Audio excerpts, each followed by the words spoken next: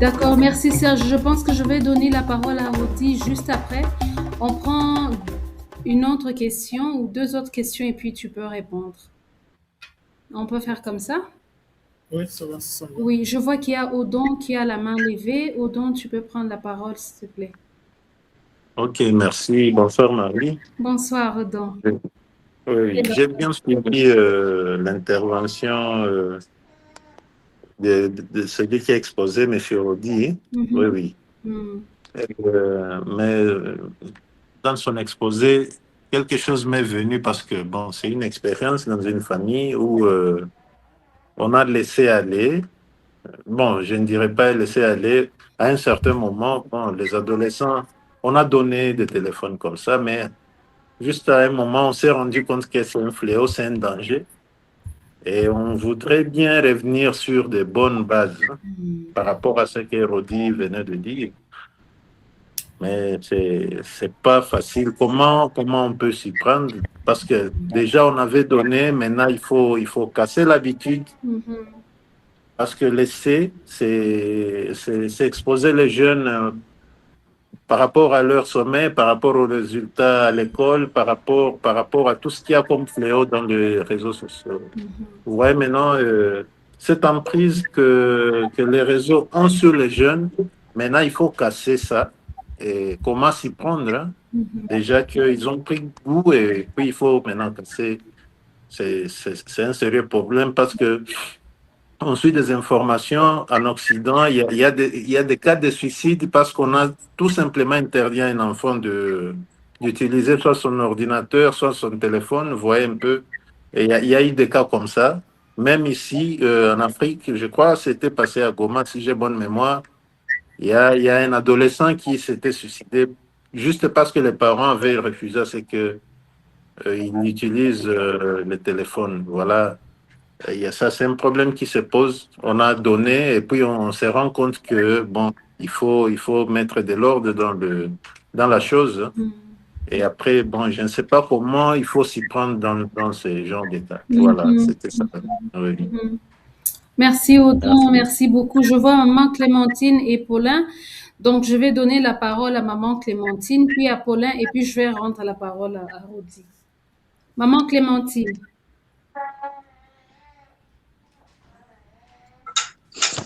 Oui, merci beaucoup Marie, merci beaucoup Rodi. Nous avons suivi cet exposé avec beaucoup d'attention Mhm. et comme je disais, on avait beaucoup de curiosité et voilà, on a découvert beaucoup de choses. Mhm. Merci beaucoup Rodi. Moi, je ne sais pas si c'est une question ou c'est une contribution Mhm. parce que présentement, maintenant là, nous parlons des adolescents Mhm. qui nous posent problème par rapport au téléphone. Mhm. Mais est-ce que ces téléphones à donner aux adolescents commence à cet âge-là. Parce que nous voyons, qu'est-ce que nous constatons? Je crois que Rodi a dit ça quelque part, qu'il y a de ses parents, pour qu'il ne soit pas dérangé, ils donnent le téléphone à l'enfant. Comme ça, il reste calme. Ouais. Mais ça, ce qui est grave, ça commence, quel que soit l'âge, ça commence même à un bébé d'une année, de 2 ans, de 3 ans, on lui donne déjà le téléphone. Et cet enfant-là est déjà habitué au téléphone à 4 ans, à 5 ans, jusqu'à ce qu'il devienne adolescent. Qu'est-ce que nous devons faire, Monsieur Rodi, pour que ces parents-là, qui n'attendent pas seulement que l'enfant devienne ado, pour s'imposer par rapport au téléphone? Mhm. Je ne sais pas si c'est une question, j'ai bien posé ma question, ma préoccupation. C'est un souci, parce que moi, je suis une grand-mère. J'arrive chez mon enfant ou chez une nièce et un neveu, je trouve l'enfant de 2 ans c'est déjà manipulé le téléphone.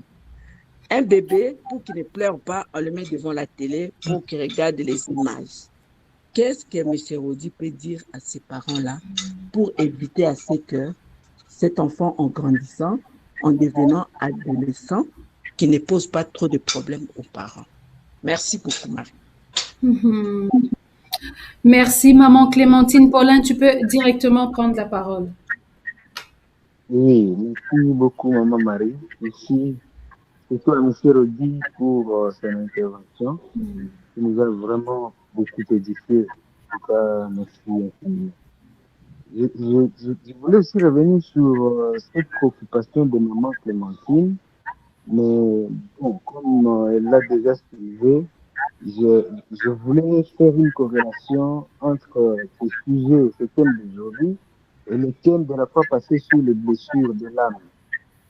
Déjà, un enfant à qui on refuse d'utiliser le téléphone, à un certain âge, pendant peut-être que tes collègues, tes amis ont tous des téléphones et ils ont accès à des écrans, mais lui déjà en famille, parce que papa ou bien parce que maman a suivi des sessions comme ça, il le lui refuse. Est-ce que quelque part cela ne peut pas être la cause des blessures de l'âme pour un enfant? Voilà, parce que déjà dans une société, peut-être il va se sentir discriminé par ses propres parents. Est-ce que cela ne peut pas être quelque part la source des blessures de l'âme? Ça, c'est une question pour moi. Ok, je pense que je vais répondre à celle-là. Merci, merci Paulin. Alors Audi, je te donne la parole. J'ai fermé ton micro, excuse-moi. Je te donne la parole pour répondre à ces différentes préoccupations. D'accord. Merci Marie. Merci pour toutes vos questions. Et on sent en réalité que vos questions convergent. Vos questions convergent vers, d'une part, les moyens de contrôle, d'autre part, le moyen de conscientisation. C'est ainsi que nous avons parlé de l'approche démocratique. Parce qu'à cet âge, il serait mieux de décider pour l'enfant, avec l'enfant. On dit enfant, oui, peut-être qu'on le dit parce qu'il y a toujours ce regard paternel sur cet être qui est en train de grandir, cet être qui est en train de prendre des formes, dont la voix est en train de changer, dont le corps est en train de subir des transformations. Nous, on l'appelle enfant, mais dehors, les gens ne le prennent plus pour cet enfant-là. Vous voyez, et nous devons apprendre à percevoir la chose de cette manière-là. Alors, par rapport aux solutions, moi, je proposerais des solutions qui sont techniques, mais aussi des solutions qui sont, quand je dis technique, je parle de la technologie. Je parle de la technologie, excusez-moi, et d'autres solutions qui sont plutôt sociales. Voilà. Par exemple, Serge, je crois que c'est Serge qui a parlé des moyens de contournement. Il y a toujours les moyens de contournement. Et ça, il faudrait qu'on se le dise. Et je vais peut-être proposer certaines choses, mais il faudra savoir qu'il y a toujours des moyens de contournement à la portée de ces jeunes. Et qu'on se le dise,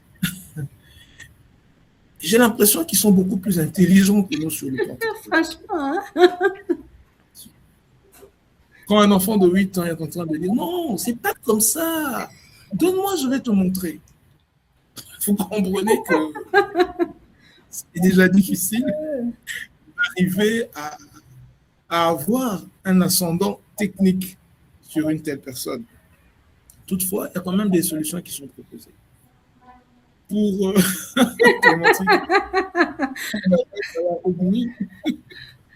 je vais proposer certaines applications. Par exemple, sur iOS, il y a ce qu'on appelle la Apple Springtime. Peut-être on pourra peut-être mettre des liens, je ne sais pas trop. Apple Springtime. Je vais peut-être mettre ça sur les commentaires. Oui. C'est une application que vous pouvez télécharger pour ceux qui utilisent la plateforme Apple, c'est-à-dire les iPhones.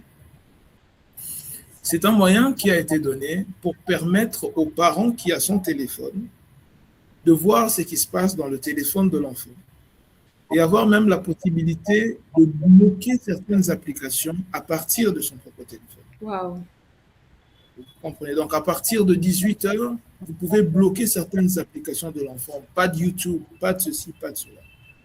Ou encore mettre ce qu'on appelle le temps d'exposition. C'est-à-dire que vous pouvez programmer le téléphone de l'enfant de telle sorte que lorsqu'il fait Lorsqu'il fait 1 heure, ça bloque directement. Mais il y a toujours des stratégies de contournement. Ces enfants à l'école, ils se disent des choses. Ah, tu sais comment moi j'ai fait. Écoute, moi j'ai fait ceci, moi j'ai fait cela. Mais ça serait déjà quelque chose. Pour ceux qui utilisent Android, c'est Google Family Link. Google Family Link. Vous pouvez toujours chercher dans, je pense, pas Apple Store, c'est Google Store, je pense. Vous pouvez toujours chercher dans les sites de téléchargement ces applications-là qui vous permettent d'avoir une mainmise sur les téléphones, sur les smartphones des enfants et beaucoup d'autres choses. Parce que déjà, à un certain âge, ils remettent le smartphone, c'est normal. Et ça lui permet d'avoir son smartphone à lui, qui sait comment utiliser, il ne va pas aller chercher ou se faire infecter par une habitude tierce. Vous voyez, ça aide quand même. Mais le grand problème, c'est ce qu'a dit maman Clémentine. Donner à un enfant un smartphone, c'est comme lui donner du poison. Carrément. On voit ça partout. On voit dans la voiture, ils sont là en train de regarder YouTube, Coco. Il y a quoi, Coco, tout machin là? Ça fait tellement longtemps.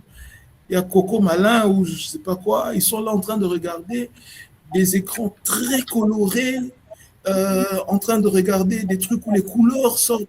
En fait, les gens étudient même les couleurs pour que le cerveau de l'enfant reste scotché sur le smartphone.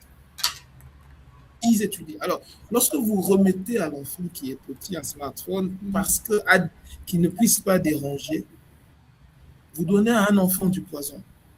C'est comme un enfant qui dit j'ai faim, j'ai faim, j'ai faim, et vous prenez, je ne sais pas, du scotch ou du whisky fort, vous lui donnez pour qu'il s'enivre et qu'il ne fasse pas de bruit. Et vous créez une addiction de l'enfant. Vous y prenez, plus tôt vous serez calme. Évitez, et là, c'est sans embâche que je le dis, s'il vous plaît, ne donnez pas de smartphone à vos enfants, que ce soit à l'église, que ce soit, je ne sais pas où, à l'école, dans la voiture, à la maison, ne donnez pas cela. Et je sais, je vais répondre aux questions parce que toutes vos questions convergent. Il y a eu des études qui ont été faites à ce sujet, où ils ont regardé les fréquences d'image. Les fréquences d'image, c'est-à-dire, lorsque vous regardez la télé, vous voyez les scènes qui passent. Il y a un homme qui parle, et puis ça passe. Il y a un autre homme qui parle, et puis ça passe. Il y a quelque chose qui est là. Vous comprenez un peu ce que je suis en train de dire. Tantôt, il regarde, c'est un arbre. Tantôt, il regarde un personnage qui court. Tantôt, et c'est toujours dans l'histoire. Alors, il y a une étude poussée qui a été faite, qui montre qu'actuellement, le temps entre les scènes d'image va à 1 seconde, 2 maximum. Autrement dit, en donnant à un enfant un téléphone, surtout à un enfant qui est vraiment enfant, 1 année, 2 ans et autres, il s'habitue à voir des choses passer très vite. C'est-à-dire, quand il voit une image, ça passe, l'autre, ça passe, l'autre, ça passe, avec plusieurs couleurs riches qui captivent son cerveau. Cela détruit la capacité du cerveau de l'enfant à rester stable sur une chose. Waouh. Oui. Ouais, je vois. Lorsqu'il doit lire, il n'y a pas d'image qui passe. Lorsqu'il doit lire, c'est une page qui reste la même. Et dans le cerveau de l'enfant, ça crée ce qu'on appelle l'ennui. L'enfant ne sait plus être concentré sur la lecture d'un livre. Pourquoi? Parce qu'il est habitué à voir des scènes passer rapidement. Rester maintenant étudier sur quelque chose pendant 20 secondes, il n'en a plus l'habitude parce qu'il a l'habitude de voir des images passer à 2 secondes. Voilà.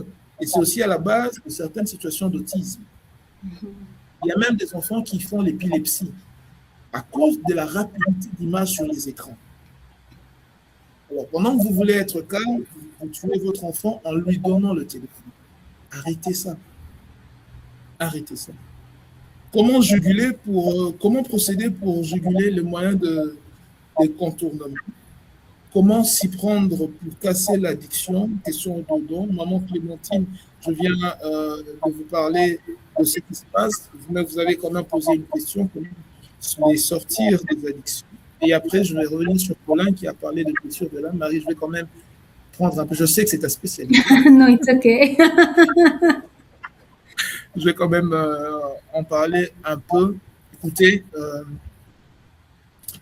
l'approche démocratique. J'en ai parlé.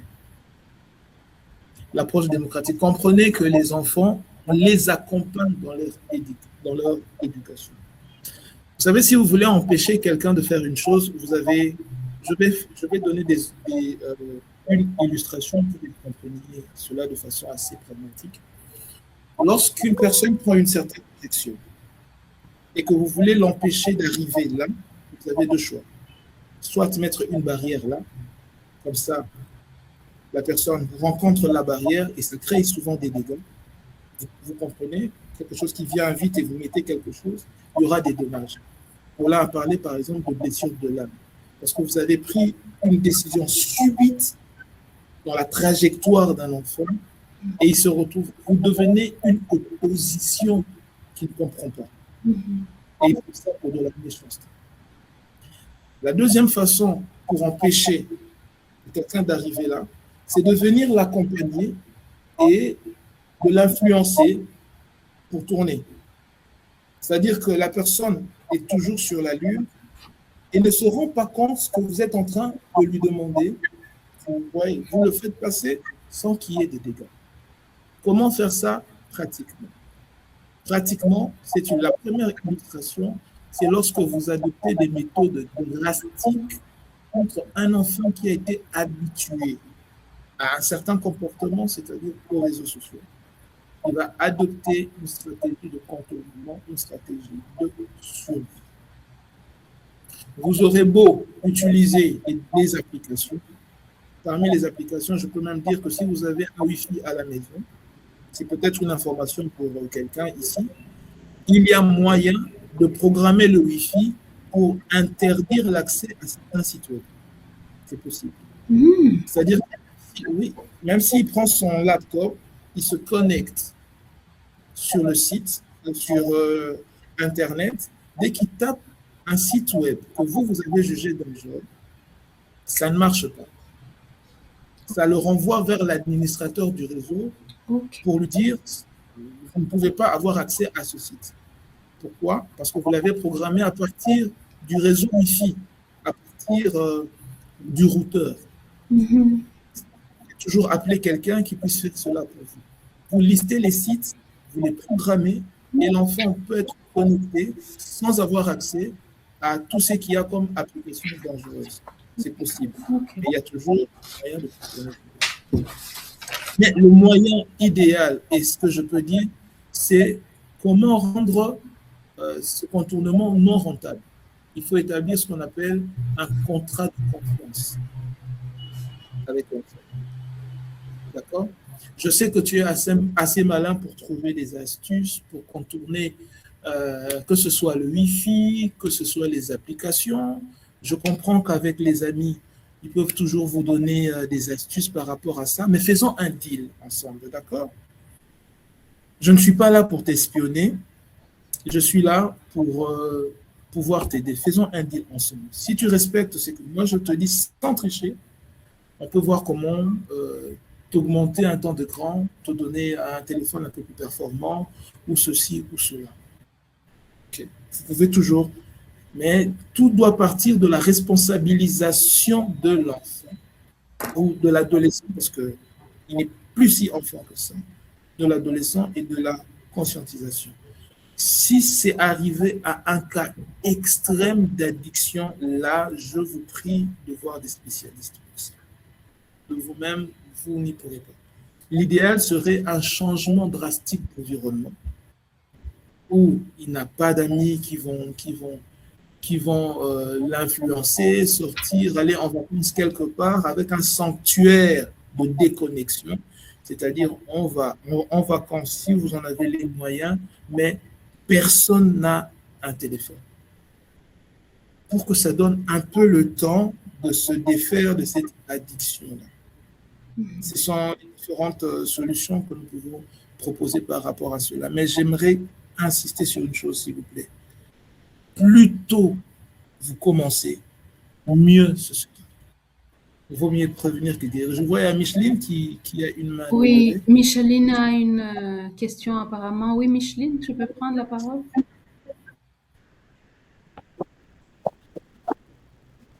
Oui, bon, moi, c'est Maître Antoine. Oh, Beaucoup d'émissions. d'accord. On s'est dit avec. J'aimerais savoir, il y a des jeux là qu'on trouve dans les téléphones, des jeux d'enfants, par exemple, domino, ou les jeux où on doit fabriquer une maison avec des gaz et tout ça, les enfants aiment tout ça. Parce que quand vous êtes avec l'enfant au téléphone, au salon, l'enfant demande qu'il puisse jouer ces jeux-là. C'est pour des jeux comme. Merci. Je n'ai pas bien suivi. Je ne sais pas si Rodi, tu as suivi la question? Tu es sur mute, Rodi, excuse-moi. Ce que j'ai entendu, c'est qu'il y a des jeux. Il y a des jeux sur les outils, sur les smartphones. Oui. Est-ce que ça représente aussi le même danger? Oui et non. Oui, parce que c'est toujours quand même une exposition aux écrans. Oui, parce que trop se laisser emporter fait que certaines tâches ne sont plus prioritaires. Parce qu'il est vraiment porté à ça, quoi. Quand il y a addiction, il y a toujours danger. Une addiction à tout représente toujours un danger potentiel. Non, parce qu'il y a certains jeux qui sont très ludiques et éducatifs, qui permettent de développer l'enfant. Il y a des jeux où on pose des questions de génie en herbe. Il y a des jeux qui permettent à l'enfant d'affûter son mindset aussi. C'est question de faire de sorte qu'en tant que parent, l'enfant ne reste pas addict à cela. Évidemment, quand on parle de jeux, on ne parle pas nécessairement des réseaux sociaux. Ouais, c'est un autre cadre. C'est un autre cadre. Dans les jeux, il y a des jeux où ils peuvent jouer à distance et ensemble. Et, je ne sais pas comment ils appellent ça. Ouais, je réalise que je suis déjà d'une autre génération. Mais il y a des jeux où ils sont ensemble en train de jouer pour trouver quelque chose. C'est bon, ça va. Mais tant que cela ne devient pas une addiction, et pour éviter l'addiction, il faut toujours voir comment limiter le temps. Parce qu'un enfant qui s'habitue à être libre, on a parlé de l'approche laxiste, à être libre sera difficilement guéri, même lorsqu'il s'agit de jeux. Quoi qu'on n'est pas dans le cadre des réseaux sociaux, mais il faut toujours qu'il y ait une certaine limitation dans ça. On choisit les jeux auxquels les enfants peuvent jouer. Attention aux jeux violents, selon l'âge, parce que certains enfants ont été conduits à des actes violents simplement parce qu'ils ont vu ça dans les jeux. Il faut être sélectif, il faut toujours avoir le contrôle sur l'enfant, mais un contrôle participatif, pas un contrôle flic.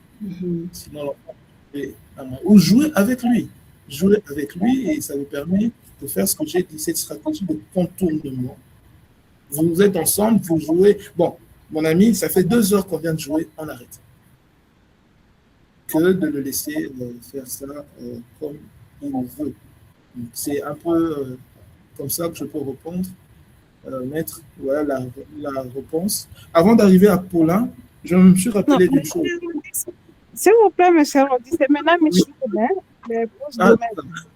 D'accord. En fait, moi, j'ai aussi une préoccupation, toujours dans le même cadre. Je ne sais pas si c'est pour vous compléter. Mais là, moi, je me dis, la plupart de ces jeux qu'on trouve au téléphone, sur des tablettes et comme ça, il y en a aussi des formes physiques, s'il faut dire ainsi. Donc, par exemple, les jeux de cartes, il y en a dans les téléphones, dans des machines. Mais aussi, on peut en acheter sur le marché et donner aux enfants physiquement comme ça.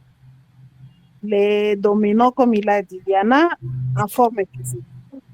Du coup, moi, je me demande, au lieu d'exposer aux enfants aux écrans qui nuisent à leur santé, à leur vie même, pourquoi ne pas en acheter carrément physiquement et leur offrir ce sens? Très belle intervention, Madame Clémentine. C'est que souvent, les gens font ça parce que parfois, on n'a pas toujours l'argent pour acheter ça. Il faut comprendre qu'il y a aussi des gens qui sont limités par rapport à leurs moyens financiers. Mais c'est très bien ce que vous avez dit. Je pense qu'on en avait parlé dans l'un des slides où on a dit privilégier le monde réel. Privilégier le monde. S'il y a moyen de l'avoir de façon physique, c'est mieux. Parce qu'au moins, ils voient la réalité. Ils ne voient pas les changements de pages rapides. Vous voyez. L'intervention, elle est très pertinente et il faut vraiment, vraiment l'appliquer. Il faut écrire ça en grand. Entre le choix, entre le téléphone, un jeu dans un téléphone, jeu de cartes, jeu d'échecs, jeu de dames et tout ça, et celui d'avoir physiquement, il vaut mieux utiliser ça physiquement. Limiter au maximum des temps d'écran, c'est la solution. Vous voyez. Et il y a un élément que j'aimerais quand même souligner sur les réseaux sociaux, c'est que là, nous sommes en train de parler des moyens pour que les enfants restent dans notre monde réel, au lieu de se laisser emporter dans le monde virtuel qui est généralement faux. D'accord? Mais la question, c'est lorsque vous trouvez ces moyens, lorsque vous limitez les temps d'écran des enfants, lorsque vous arrivez à leur enlever de cette prison qui est devenue le téléphone, il faudrait que vous ayez dans votre esprit que le gain de temps réalisé doit être remplacé. Un enfant qui passait son après-midi en chambre, dans le téléphone, on connaît quand je dis dans le téléphone, et que vous lui dites non, plus de ça dans la maison, ben, il y a un après-midi où il est exposé au vide. Et la nature n'aime pas le vide. Soyez plus présents. Généralement, on donne les téléphones aux enfants pour qu'ils ne dérangent pas. Mais lorsque vous avez appris qu'il faut récupérer ce monde faux pour qu'ils vivent dans le monde réel, assurez-vous que vous remplacez ce gain de temps par du temps de qualité que vous passez avec eux. Parce que si vous prenez ça simplement pour prendre, eh ben dans le vide, ils vont chercher une alternative. Je vous ai parlé de la dopamine, de cette sensation de plaisir immédiat. Oui, tu me prends mon téléphone, mais après, papa, c'est ce qui me permettait de rester calme dans ma chambre. C'est ce qui me permettait de parler avec lui. Maintenant que tu me prends ça, j'ai personne à qui parler. J'ai rien à faire. Je m'ennuie. Il va trouver une stratégie. Alors, par des petits travaux de ménage, oui, tant qu'il aime ça aussi, oui, par des petits travaux de ménage participatifs, non pas comme une punition, mais comme quelque chose. Tout part de la conscience. Est-ce qu'il est conscient que vous le faites pour son bien? Est-ce qu'il est conscient que vous le faites ensemble pour le plaisir? Si déjà pour vous-même, par exemple, les travaux de ménage semblent être une corvée pour vous, si la vaisselle est présentée comme une punition et que vous remplacez le temps d'écran par la vaisselle, l'enfant conçoit cela comme une punition. Et c'est positif à ce qu'a demandé à la préoccupation de Paulin en ce qui concerne les blessures de l'âme. Tout ce que l'enfant conçoit comme étant une attaque à cette personne est une blessure qui ne saigne plus. C'est ce qu'on appelle les blessures de l'âme. Vous ne voyez pas d'hémorragie physique, mais il y a une hémorragie à l'intérieur de l'enfant qui cherche un remplacement. C'est là que je peux être présent. Oui, il est exposé aux amis. J'ai mon ami qui a un iPhone 16. J'ai des amis qui ont un iPhone 17. Je n'en ai pas. Qu'est-ce qu'on va faire? Papa a pris mon téléphone. S'il comprend qu'il a pris ça comme une punition, il dira que les autres enfants sont mieux aimés que lui. Ça crée une blessure de l'âme. Et je sais que Marie va en dire davantage, mais moi, je m'arrête un peu sur les solutions possibles par rapport à cela. Et je peux dire que la meilleure des solutions, c'est la prévention. Et éviter d'exposer les enfants aux écrans. Qui, en connaissance de cause, je vous l'ai dit, moi, j'ai 3 télévisions à la maison. 3 télés qui n'ont pas de câble. 3. Je vais remettre la télé comme ils vont commencer les vacances. Je vais remettre la télé. Et depuis que je leur ai pris la télé, ils sont devenus des bons dessinateurs. Ils améliorent leur écriture. Ils sont devenus des bricoleurs. Et nous passons du temps ensemble parce que la télé ne prend pas seulement du temps aux enfants, mais aussi aux parents. Exactement. On est en train de discuter, de parler, tout ça. Et ça améliore vraiment la vie réelle d'une société. Pour avoir répondu à votre question, sinon vous pouvez toujours répéter. Je passe la parole à Marie. Waouh. J'attends quand même des réactions pour la présentation, les orientations que Papa Rodi nous a partagées ce soir. Un très, très grand merci. Une très belle session, des orientations, des stratégies vraiment pratiques, hein? Vraiment pratiques. Et il y a une personne qui m'a dit récemment que la connaissance n'est un pouvoir que quand il est pratiqué. Donc, ce que nous venons de recevoir ici ne pourra être vraiment efficace que si nous prenons le temps de le pratiquer. Et donc, un grand merci à Papa Rodi, un grand merci à chacun d'entre nous pour la participation. Au sujet des blessures de l'âme, je pense que ce que je devais dire, il l'a dit. Je vais pas beaucoup revenir là-dessus parce que ça va être dans un autre cadre. Je préfère. Ce qu'il a dit est déjà suffisant. Le fait d'interdire ou de refuser à un enfant un smartphone pour son bien, ce n'est pas ça qui peut créer une blessure. C'est l'attitude. C'est l'attitude avec laquelle tu le lui refuses. Les paroles qui accompagnent, la communication qui accompagne, c'est ça qui peut créer une blessure, mais pas le fait de lui refuser en fait le smartphone pour son propre bien. Et le fait que Papa Rodi nous a dit de faire, de communiquer en fait avec les enfants sur pourquoi, réfléchir avec les enfants, même quand ils sont tout petits, il y a un langage approprié aux enfants petits, bien qu'à ce niveau-là, il y a encore un peu plus d'espace à l'autorité du parent, mais au fur et à mesure, la communication, l'attitude est très très important pour éviter la blessure de l'âme. Voilà, nous avons fini notre session. Et pour la question des programmes suivants, le mois prochain, nous serons avec Dr Huguette qui est au Bénin, mais elle est de la RDC. Elle va nous partager sur l'alimentation de nos enfants.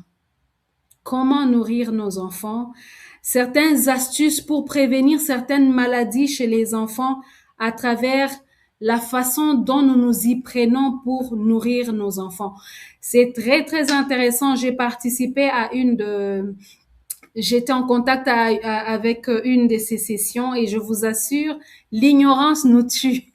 L'ignorance nous tue. Et je vous encouragerai à être là pour écouter un peu. Elle est nutritionniste, elle est médecin nutritionniste. Et c'est très, très intéressant d'être là pour l'écouter. Voilà, nous avons fini notre session.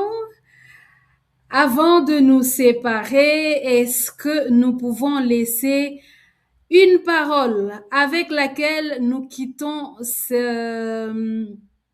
cette session? Une parole qui peut représenter une pensée, une émotion, avec quoi nous quittons cette session?